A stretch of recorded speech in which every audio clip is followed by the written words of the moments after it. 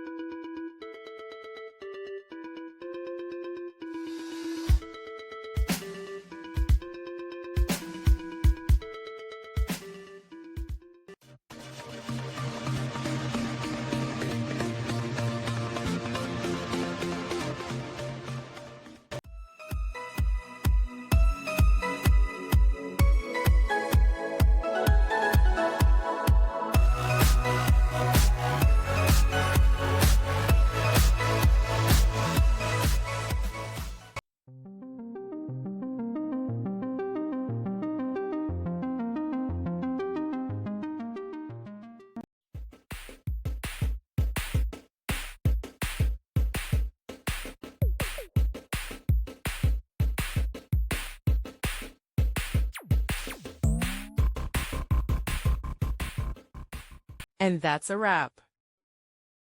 I hope you found the answer you were looking for. If you did, take a second to hit that subscribe button. It really helps out.